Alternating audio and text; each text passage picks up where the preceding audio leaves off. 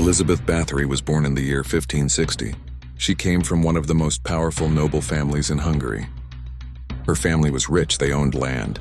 They had soldiers. People were afraid of the Báthory name. From a young age, Elizabeth lived in luxury. She had servants, she had power. She grew up believing she was above everyone else. But inside her castle, something dark was slowly growing. And this was only the beginning.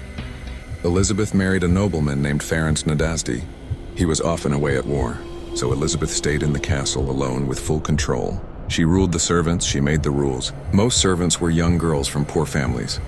Their parents thought the castle was safe, but inside the walls, fear was everywhere. Mistakes were punished, silence was expected, and soon the punishments became worse. To the outside world, Elizabeth looked calm and elegant. She dressed like a noble lady. She spoke softly, but her heart was cold. She believed power meant control, and control meant fear. If she was angry, someone had to suffer. The servants learned to stay quiet, to avoid her eyes. But no one could escape her attention forever.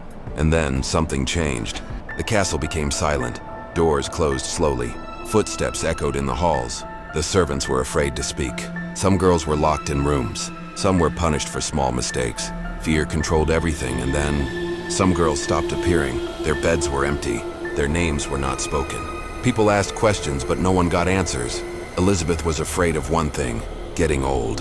In her world, beauty meant power. She watched her face in mirrors. She feared every small change. She began to believe something dangerous. She believed youth could be taken, that beauty could be kept forever. This obsession slowly consumed her mind, and the disappearances continued. More girls disappeared, quietly, without warning. When people asked, they were given simple answers. She is sick. She ran away. But fear spread beyond the castle. Whispers reached the outside world, and the truth could not stay hidden forever. Someone finally decided to act. In 1610, the authorities began an investigation. Witnesses were questioned, stories were written down. The same names appeared again and again. The same castle, the same noblewoman. Elizabeth Báthory was arrested, but she was powerful. Too powerful for a public trial. Her punishment would be very different. Elizabeth was not executed. Instead, she was locked inside her own castle. Her room was sealed, the doors were closed. Only a small hole remained for food and air. She lived alone for 4 years. In 1614, Elizabeth Báthory died.